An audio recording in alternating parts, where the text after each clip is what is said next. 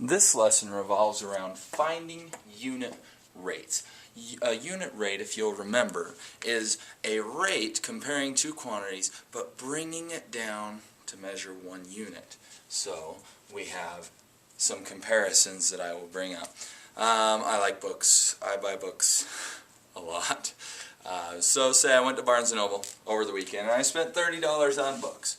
Okay, so I have $30 over here, and I walked out with 4 books. So I spent $30 just to get 4 books.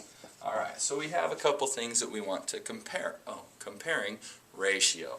Okay, but we see that they are different units of measure, so this is actually going to be a rate. So let's write it 3 different ways. $30 for 4 books. $30 for 4 books.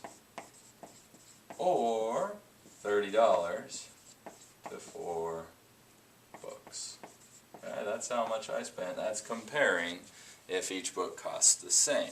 So now if I want to find the unit rate, I need to remember how to divide. Okay?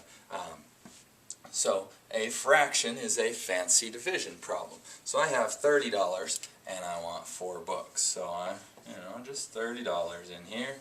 I want to divide that by 4. Remembering long division. Dad, mom, sister, brother, Rufus. Dad divides 4, goes into 30. How many times? 7 times. Mom multiplies. 4 times 7 is 28. Sister subtracts. 30 minus 28 is 2.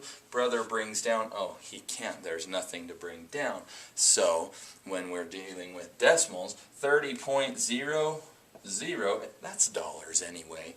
Okay, so you can add a decimal point after your whole number and add as many zeros as you need to, and it doesn't change the amount. It's still $30. Okay? And if we're dividing with decimals, if we have a decimal point in the dividend, we bring it straight up into the quotient. Okay? So now brother can bring down. 4 goes into 25 times, and then because we're talking money, I'm just going to go out to hundreds right here. 4 times 5 is 20. Brother brings down. Because brother brings down, Rufus has to repeat. So Dad goes, 4 goes into 0, 0 times. And we are talking money. So $30 for 4 books, that means that I spent $7.50 per book. Okay, $7.50 for every 1 book, or $7.50 per, and you can just write this out, per book. That's a unit rate when you say per every one, so $7.50 per book. That's a quick way to find unit rate. Let's do one more. I recently filled up my car with gas. So that fuel, I know it costs a little bit. I'm going to erase this.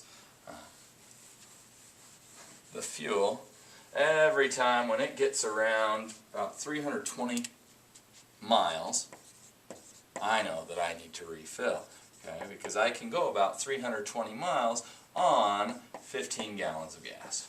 Okay. My gas tank's a little over 15, just a little. So every 15 gallons of gas I need to refill, and I go about 320 miles. I hit 320, I'm like, I gotta go refill.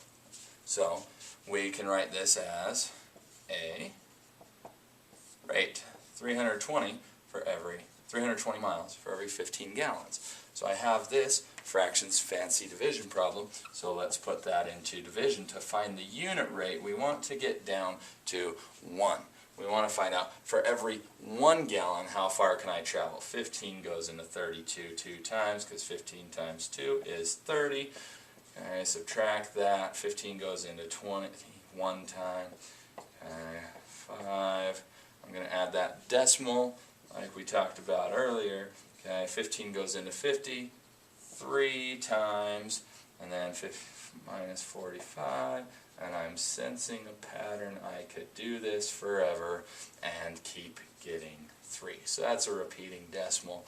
So yeah, my car gets about 21 1/3 or 21.33 repeating miles for every gallon.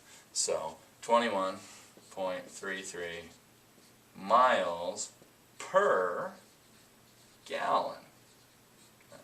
or MPG, miles for every 1 gallon. That states it's a unit rate. Okay, well this showed you two different ways, two different problems of finding unit rate.